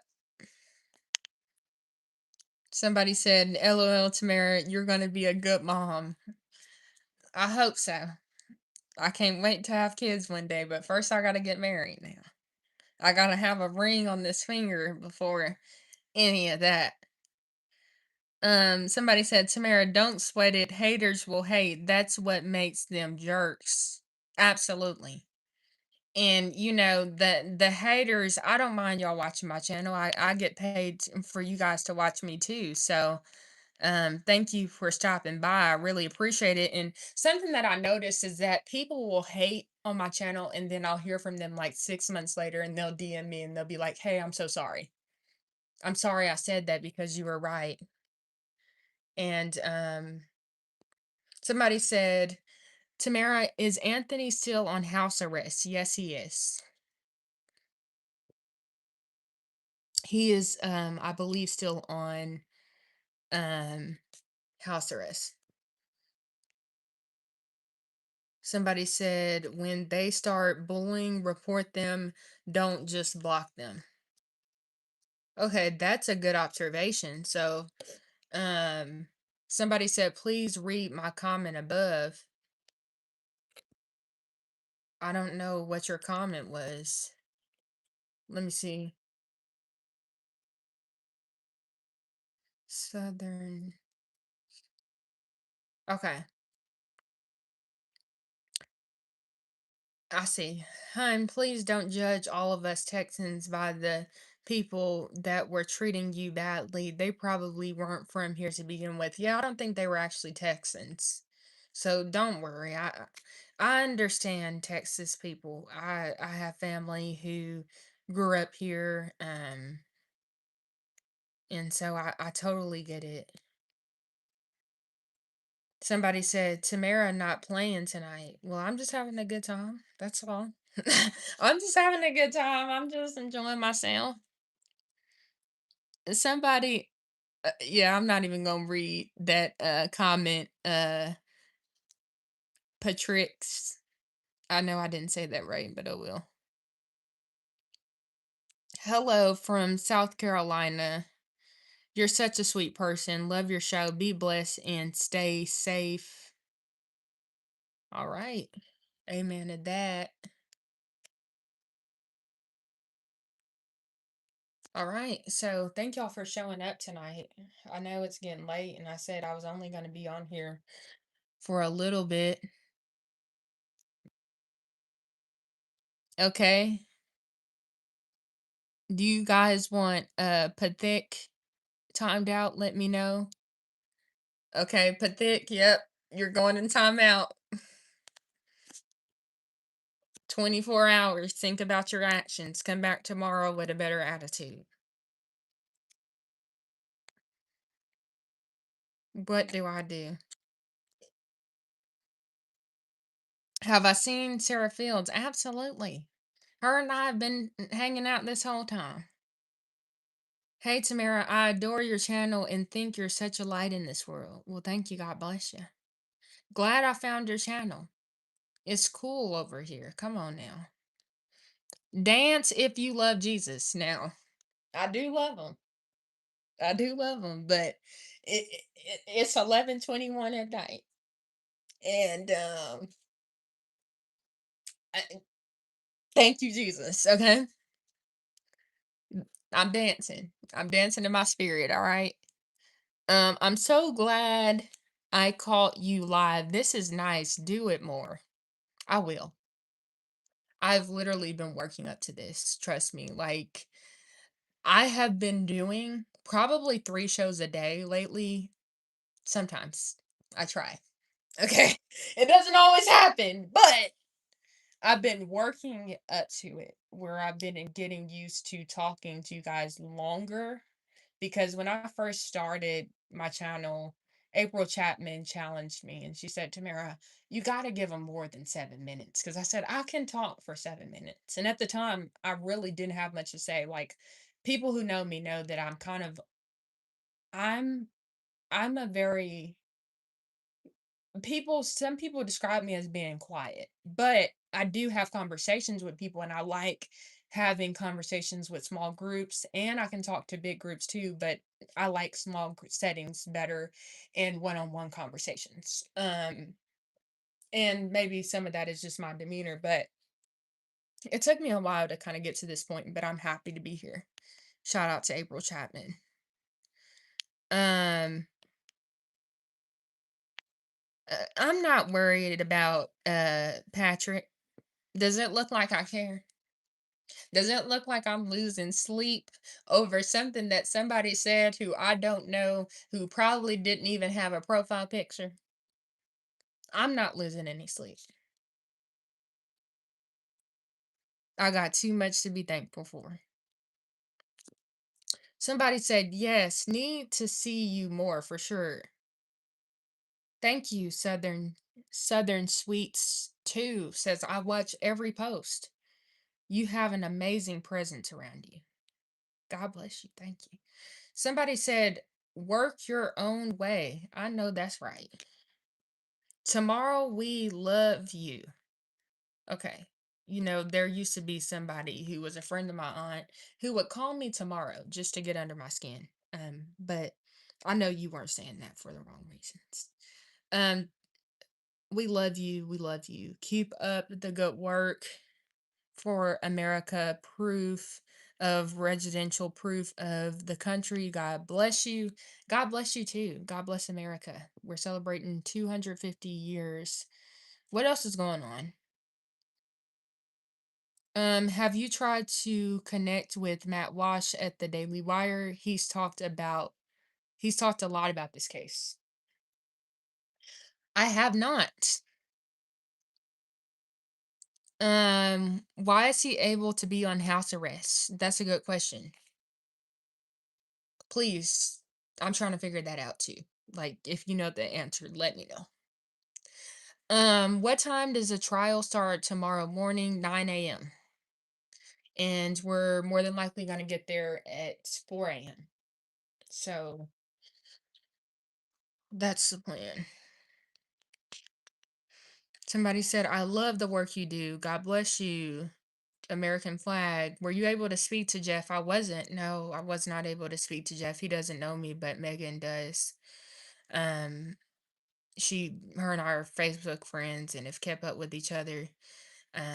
Megan is such a sweet person. She really is. Jeff, I'm sure he's great. But he wasn't really talking to me or anybody else really, other than his cousin and family, of course, that I saw. Somebody said, you would be a great speaker for the common truthful gospel folks. All right. Okay. Maybe has to do with his age because Bill, yeah, could be. Nice bald spot. Who has a bald spot? I got my hair parted right here. Do you want to be timed out? Do you need to go into timeout, Charlie? You got about one more time. And you about to go into timeout, so think about it. Think before you speak now.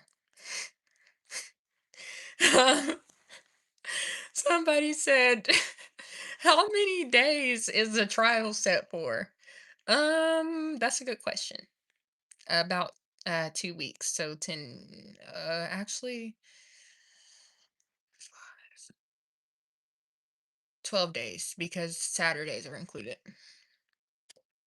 Oh, you should reach out to Ben Shapiro. I haven't come across Sarah Gonzalez. Where did you grow up? I love your accent. Born and raised in the great state of Oklahoma. All right, Charlie, it's your time. Go ahead and go on a timeout. Come back with a better attitude. See you in 24 hours. Um, Access to Rome said you definitely have the right personality with clear communication for this. Well, thank you.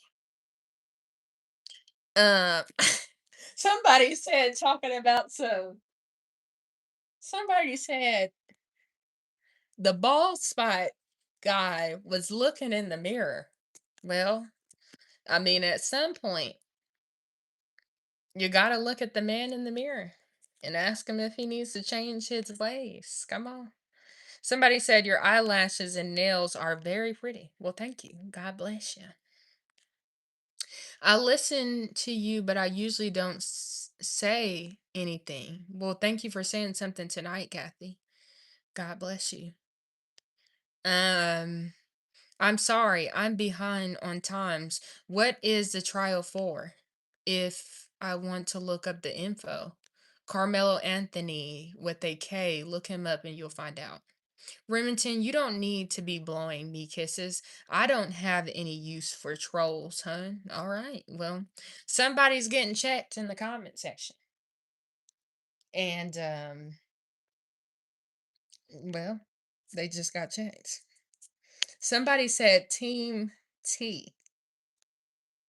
Somebody said I actually missed today's hearing. Hi. I'm gonna scroll down a little bit. Somebody said, catch you tomorrow. I have to go to bed. Long day tomorrow. Team Tamara t-shirts. Yeah, those are coming. So I obviously, as you guys know, I have the women's shirt. I'm not at home, so I don't know if the men's shirt was delivered yet. I'm sorry.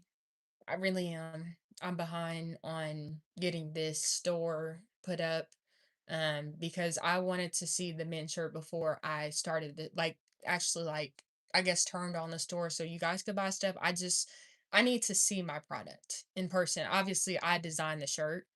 But I need to see it. And I'm waiting for the designer to send it to me first so that I know the quality. I've touched it. I know exactly what it feels like. I know what it looks like and I can describe it to you and obviously sell you the t-shirt. And I need to see that before I put anything that put anything out. Um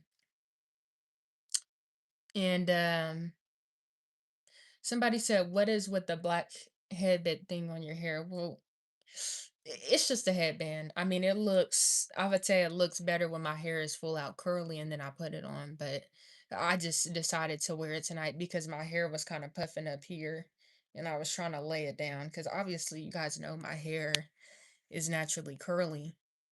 Somebody said you are so beautiful. Well, thank you. I just want to say you are cute and pretty with the sweetest smile. I enjoy all your videos and your love for God. Y'all make sure to like and subscribe to her. She's amazing. Oh, y'all are so sweet. Thank you. Thank you for covering this case. How were Carmelo Anthony's parents? That's a good question. Kayla, his mother, seemed to be she wasn't like crying or anything that I saw, like at least she wasn't crying a lot, but her face maybe looked a little bit red, so I know she's probably emotional. But she wasn't really crying a whole lot or anything like that. She just seemed kind of how she was at the press conference that you guys saw, minus the crying. Same kind of demeanor. Seems to be quiet, I guess you could say, but also obviously she has her thoughts and opinions. Carmelo Anthony's dad, Drew Anthony, he was same as you guys see him on TV. Just um yeah, same person. You that's who they are in person, at least from my observation. But I didn't see a whole lot from them as far as like they didn't talk a whole lot. I saw Drew Anthony shake some hands. I saw Kayla standing next to them. They were holding hands. And that's pretty much it. And on the outside, they're a beautiful couple. Unfortunately, I feel like they've just kind of said things, you know, that maybe obviously haven't been helpful and have been divisive toward this country. And I hate that because I love to see beautiful people being successful. But just because somebody looks good on the outside doesn't mean that their heart is right. And a lot of what we're seeing in this case is that there are some heart issues that need to be dealt with. And I think only Christ can deal with that. And so hopefully, more people come to know Jesus Christ because he really is the way, he's the truth and the life. Is his twin there? He wasn't there today, but I think he'll probably be here because I think he's going to end up, what do you call it? He's going to end up on the stand. They seem to be money hungry. Yep. Seems like it to me. Constantly saying they need money for this, money for that, and they've raised over $600,000. Somebody said, "What up?" Amen, Tamara. What up? How's it going? Let me see if anything else was said. Okay, I want to get to this last part, and then I've got to get off, y'all. Oh, you just got here, Amila. Oh, that sucks. Good thing you can watch the playback. I'm sorry, I'm almost finished already. Um, so I want to get to this last part. I've got basically the rest of this page to go, next page, and then we're getting off. Hopefully you guys are happy about this extra hour of content. I just love talking to y'all, and it's so easy to get on here and talk to y'all. So, of course, I went over time. Of course, it happened. Also, while I'm on here, y'all tell me what other topics you want me to cover. There's a lot going on in the world, obviously. And I used to ask you guys to send me stuff via email, and then I kind of stopped doing that because somebody sent me some sort of video about water, and I'm like, why would I cover? It was just like about water, and it was so like I was just like, maybe I should have been more specific about what I wanted people to send me. So then I was like, I need more time to think about this. So then I just stopped asking people to send me stuff because I was like, I just don't know. It was like two weird things that I really got. Um, when I say like send me stuff, I mean like obviously send me content that I want to cover. Does that make sense? Like you kind of know what I like to talk about. So send me stuff like that if you see stuff on TikTok or Instagram and you like see a story and you're like, Tamara, I think you would actually want to cover this. I would love that because Sometimes I don't always get on and know what I want to talk about. Somebody said, "How often do you do live streams?" This is the first one I've been here for. This is my second live stream on this channel. So, not very often, but we're going to change that. Yeah, water, water. Um, let me know. Are y'all liking this live stream? Do you want more of this? I would like to hear about positive and good things happening. We don't hear enough about that. Yeah, absolutely. The thing is that I totally agree. Um, but also when it comes to social media and when it comes to the news, obviously, negative news stories just tend to do better. People don't necessarily want to hear about the most positive things, even though obviously that definitely we need more positivity. We do. We need that. The thing is that it's just tough because those stories don't always get circulated and we don't necessarily always see them. So it's hard to cover them. So if you see a positive story that you want me to cover, just send it to me. Then I'll have it.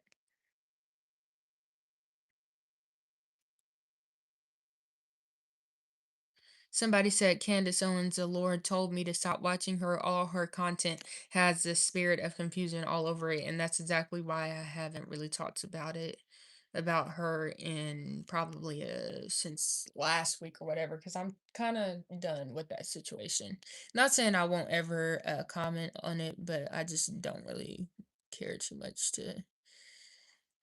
to talk about that every day. Wow, Tamara, I didn't know. I don't know.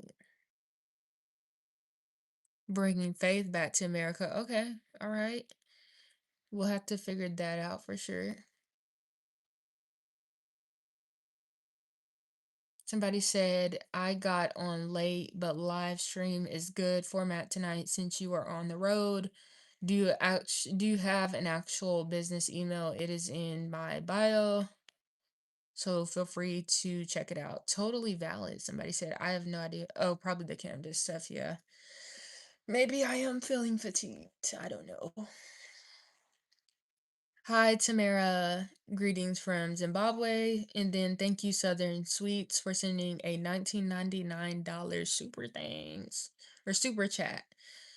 Just wanted to send some love from Texas. Praying for you, sweetheart. Keep up the amazing work you do. Well, thank you so much. Let me go ahead and heart that. God bless you. Thank you, Southern Sweets. Appreciate it. Sorry if I didn't heart your super chat before. I forgot that I can do that. So thank you. Yeah, Jake Lang was there.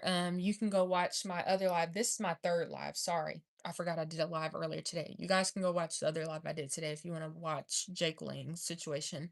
I at some point I realized that I shouldn't have been, if you were watching the live, you know, but at some point I was like, I need to walk away from him because he's saying the same thing over and I'm not trying to hear that. I don't want to give him too much airtime. I did ask him about Jeff Metcalf and obviously you saw how that played out.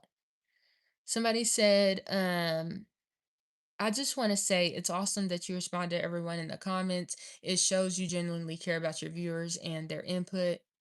Well, thank you. I absolutely do care about what you guys have to say. Um, you're a voice for God and his messengers.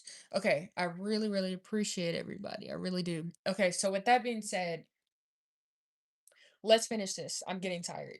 And I really need to get some sleep because I'm gonna get back up and I'm gonna try this all over again. And if I'm being honest, I really don't know how I feel about showing up tomorrow. But I'm here and I'm gonna try this again. So just please keep me in your prayers because I feel like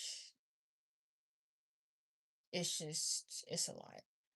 So a part of me just kind of wanted to go home if I'm being honest. Obviously, I would have it'd be a lot more peaceful there, but I think being on live with you guys has have definitely encouraged me, and like somebody just said, I don't have to stay all day, and I maybe I won't because I just yeah.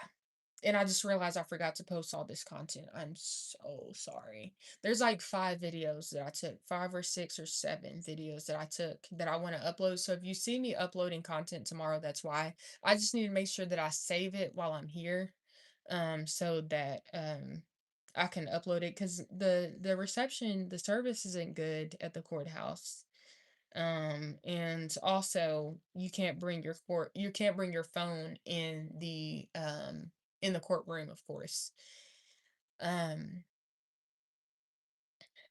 I really need prayer, y'all. Just pray for my strength because I'm not looking forward to getting up and doing this all over again, but hopefully tomorrow is better than today. That's all I'll say. Okay, so I want to go ahead and read this. Let's get through this because I'm starting to think about tomorrow and I'm like, ugh. Um, so as I said, there was another coach, and the coach said, Carmelo said he put his hands on me. And then I kind of already walked through all of that. And then let's get to oh, I don't know why, but the defense kept asking, it was either was it the defense or the prosecutor on this one. But the coaches were asked their height and weight, and I don't know why, but for some reason they were asked that, and this coach said he was 6'2" and 240 pounds. And then Joshua, oh, can't say his last name because I don't know if I can reveal these names or not, and I don't want to get in trouble. So I won't be saying their last name. But he was on the jury, and he was a coach, and he said he was in the army. During his testimony, Carmel Anthony was taking notes, responsible for watching athletes is what his job was. He was responsible for watching athletes um at the track meet. Can y'all tell me what the gifts are? It says somebody sent me a red card. I don't know what that is, so if you could please let me know, I would greatly appreciate it, and thank you for the red card. So then he also said he saw kids running and didn't realize Austin Metcalf had been stabbed. So he didn't know Austin Metcalf had been stabbed at that point. And he tried to save Austin Metcalf, and he was doing CPR, not really CPR, but he was like holding down the wound and trying to stop the blood. And as he was doing that, Austin Metcalf started bleeding internally. So basically, the blood went from being external to internal bleeding. And he kind of talked about that. As you guys know, Austin Metcalf was turning purple. And then he eventually turned pale, as some people said, and yeah, it was a really bad sight. His eyes were going behind his head. It was really, really bad. Really tough. And so he basically said Hunter was panicked. He recalls Austin Metcalf's condition. His blood was draining from his face. Metcalf's We're starting to get emotional. Jeff's hands were covered over his face. And then they played this 911 call, and it was a lot. This was the last thing that we really had to sit through other than this video where we got to see what actually happened. But this was really intense. It was hard to sit through this 911 call. It was really, really hard. Um and basically it was very distressing calls, tears on both sides. I saw Carmelo Anthony's side get teary-eyed, the Metcalf side get teary-eyed, just hearing this coach try to bring Austin Metcalf back to life. And you can hear him saying, uh, uh, first of all, let me say this. We could hear when Austin took his last breath. We couldn't hear his last breath, but we could hear them saying, oh, he took his last breath, but basically telling the dispatcher, okay, this is when and so then jury looks distressed. A woman who appeared to be a mom, she was about a mom's age, was in tears on the jury. a young blonde haired man was in tears on the jury during this part. So it seems like the jury is empathetic to Austin Metcalf, and um, at least some of the jurors actually showed emotion. I wouldn't say all the jurors, because some of them I couldn't really read their faces, but there were a couple that I could actually like see, and you could tell how they felt about it. And one juror kept like making eye contact with me several times, and I was like, okay, interesting. And so then and it's like you can hear the coach saying, fight through, you're doing good, fight through, Austin, you're doing good. Like that really got me. Like it hurt hearing him say that. But he kept saying that over and over to Austin, fight through, you're doing good, you're doing good, stay with us, stuff like that. Carmelo Anthony was crying as well. He was crying during this part. You know, and then also we saw, I'm gonna get to that super chat in just a second. We saw more pictures of the tent area. Just kind of, they were just showing us pictures so we know exactly kind of what it was like and what was going on. And then blonde, white, uh, white juror, same juror that I already mentioned, looked distressed seeing Austin Metcalf in the tent dead. So the juror actually did get to see pictures of Austin Metcalf deceased. Now they did not show that to us because the family was in the courtroom and the judge wanted to be respectful of them because they already went through so much, having to relive all of that and hearing them cry. It was just really hard to sit through. So I'm kind of glad that they didn't show us because it was just so hard. Like, I really wanted to get up and walk out at some points because it was so much to take in. But it is what it is. I sat through it and I was able to kind of, keep my composure. But it was, somebody said, "Oh no, Tamara, did you really say that?" Did I say what? No, I didn't call the Black community the EBT community. Obviously, there's all kinds of people in the EBT community, not just Black. Like, be real. If you saw the video, if you can put two and two together, I mean, obviously, if you know the EBT community, technically, most people who are on EBT are actually white. The title of my video was that for a reason because I was talking about the fact that people who are a part of that community are rebelling against President Trump as we speak. And he said he wanted them to get healthy, so he put restrictions on them and they are not following those restrictions and they have been getting around it. Don't come on my live saying stuff you don't know because you will get put in timeout. I have time. So whoever said that, just know. Um anyways, um so that's when um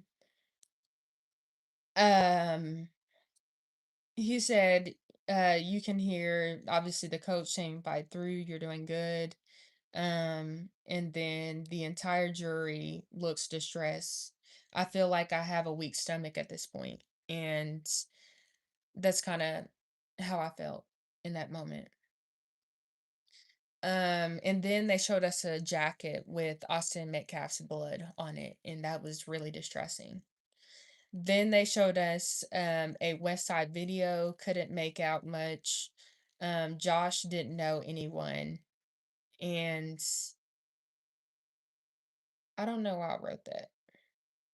And then also I wrote down a particular coach's name who called 911. And then I wrote down, took about 10 minutes for ambulance to arrive. And I don't know exactly the last sentence that I wrote. I can't make it out. But basically, that's the recap from when I was in the courtroom. Now, I was only in the courtroom for a little bit. So there was stuff that I did not get. Um, But that's what I got. Let me read through some of these and then I'm gonna get off. Somebody said he's being a troll. Absolutely. Emotional racist. Absolutely. And that's the problem is some people just they need to grow up. Um, and then somebody said, like, let's be real, obviously. Like, why would I call the entire black community the EBT community? Do you not see that I'm black? Like, that's weird. Um, someone said someone just wants attention. And then somebody said no matter what religion, bring back God to America and the world. Now we already know that Jesus Christ is Lord, but yeah, no buts. Somebody said you know you are doing good things when the kingdom of darkness notices you. Absolutely. Somebody said love you T, love you too. Ignore the trolls. Yes, ma'am. I will. I think we've been doing good on here so far. Chris said the ones who think like that are the racists. Absolutely. Somebody said, okay, thank you for clarifying, beautiful. I actually appreciate that. Yeah, I mean, okay. Somebody said, I saw the video too. People need to stop lying. Absolutely. And I posted a comment in the video and I was like, here's the connection, kind of explain what's happening with the Trump administration and how he's wanting them to literally eat healthier. He's literally put restrictions on the EBT community and said, "I want you guys to get healthier." And that's what he wants. And they're purposely making these spears in order to obviously be unhealthy. So somebody said, "I just asked a question, chat." No, it was a little bit more than a question. And then somebody said Children of Darkness loves chaos. And then Remington comments again, Tamara and I go way back on other platforms. I knew her first. I don't know. Do we? Do we? I'm not sure.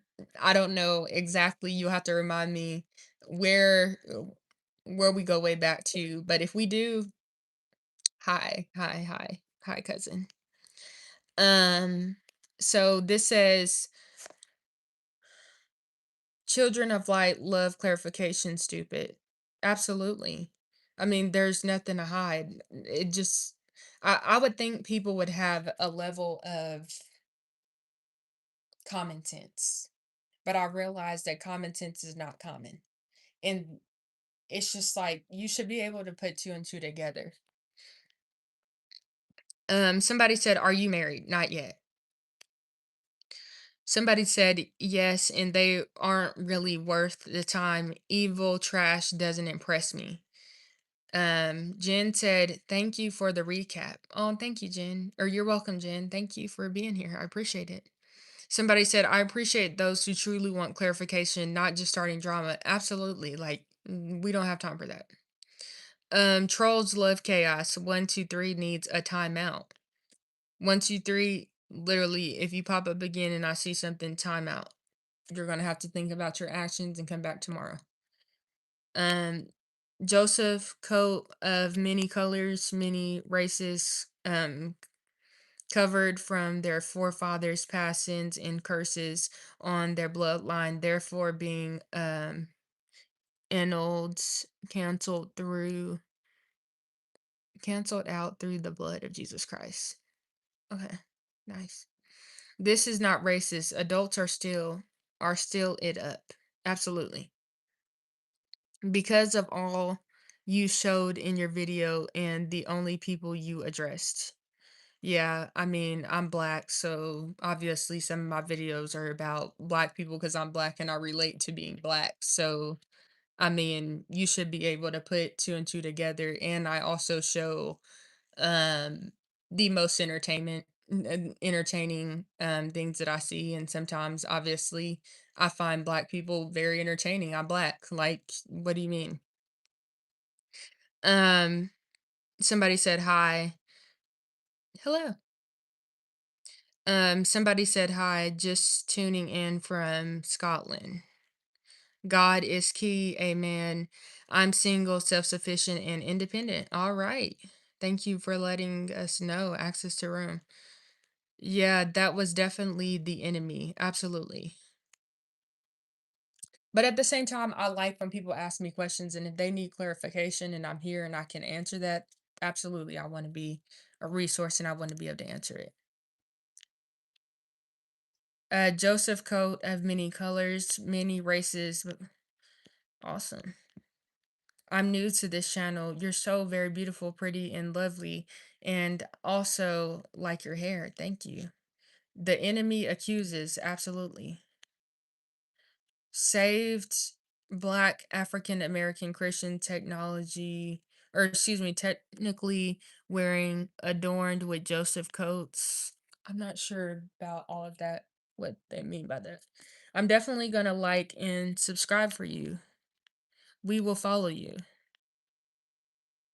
I see some scriptures. Somebody said enough of the bickering in the chat. Exhausting. Absolutely. Let's move on. Somebody said you're truly a wonderful and special person. Somebody said, hope I get to know you. All right, awesome.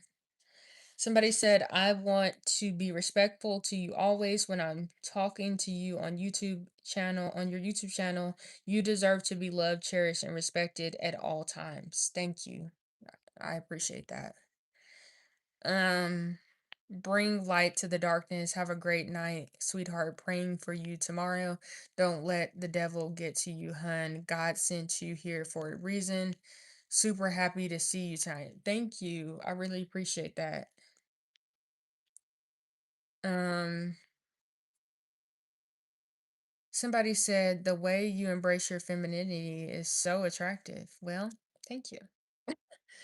Um, Somebody said, "You did a great job. I'm praying for you next time. I suggest when they ask your name and what channel, you get their name on camera for your safety. Lawyers send people out to take polls. Be careful." Okay, next time I will do that because someone did come and ask me for the name of my channel and he didn't write it down right, but I should have. Now I know. So now I'm gonna be like, what was your name? Let me get that on camera. Thank you. Somebody, let's see. Somebody said good night. Good night, Jen. Have a good night. Somebody said access to Rome, bro. Leave her alone. Amila has spoken. All right. I think access to Rome. You've been on good behavior tonight. You know, all good. I don't know what it is about today, but it's like, y'all, I came to do my job and next thing you know, I wasn't expecting to be asked out on a date while I was on live. Like, what? You know what I mean?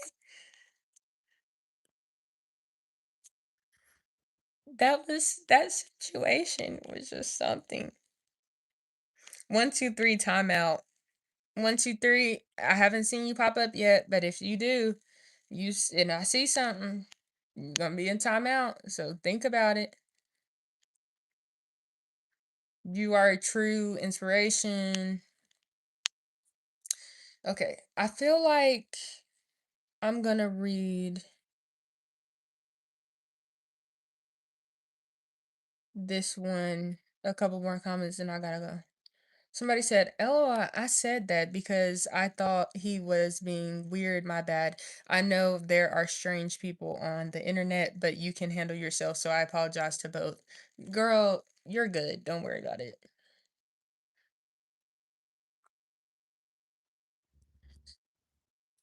Truly appreciate your channel and you and all you do. You have a good heart and are fun to watch. Well, thank you. And then good night, Amila. Thank you for watching. God put us here tonight. And somebody said, and don't give your channel info to anyone there. Seriously, I won't. Catherine, thank you. I won't be doing that anymore. Like I said, I did it one time, but we're not going to have that happen again. Especially if I can't verify that person right away because I have to be careful. So thank you. Also, I want to thank TPaul6908 for this $50 super chat. Thank you so much. That says, I'm overprotective, just the mother in me. I love that. because we got to protect our home. Chaos is exhausting. Intentionally, that guy on live was a perv. Y'all, I'm so glad y'all were there because I told him, I was like, because he was still trying to ask me out. And he was like, I thought, I honestly kind of forgot about the whole situation. Not like forgot about it, but like I moved on. And I was talking to that one guy who said that he was from a different country. I can't remember exactly where he said he was from. And that's when the other guy came back over and he was like, "So what did the chat say? Can I be your mod? Can I be one of your mods and all of this stuff?" And I was like, um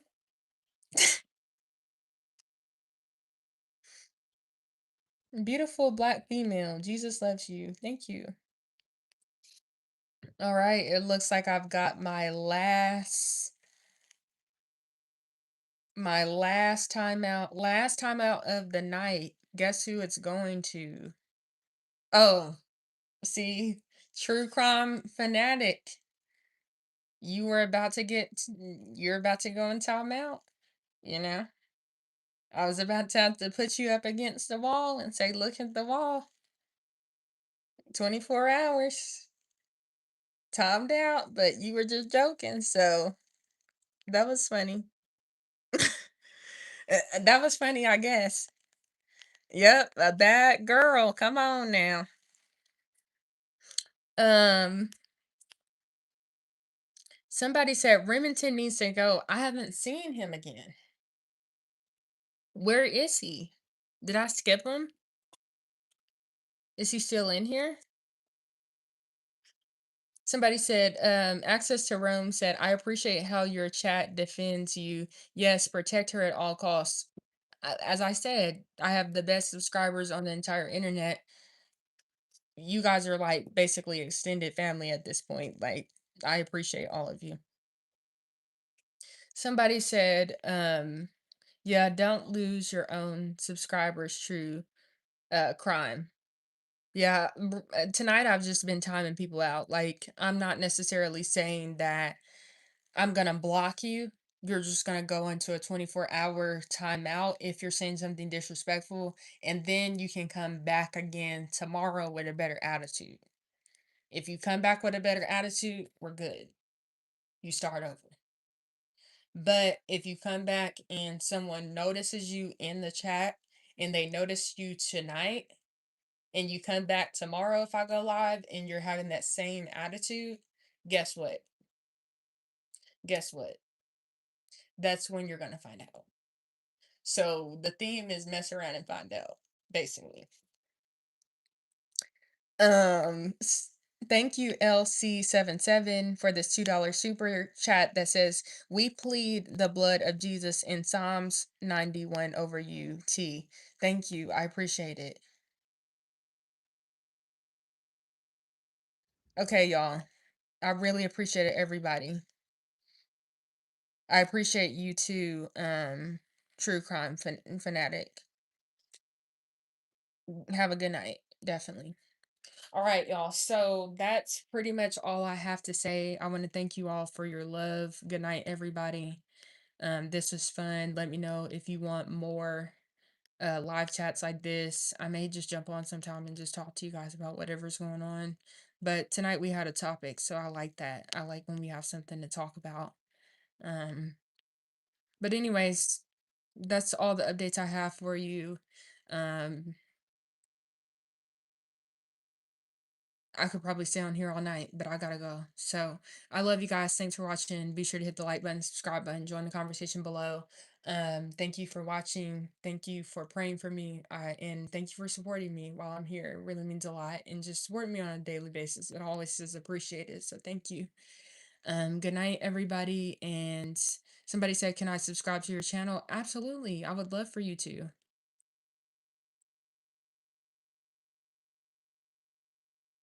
Yeah, I would love for you to.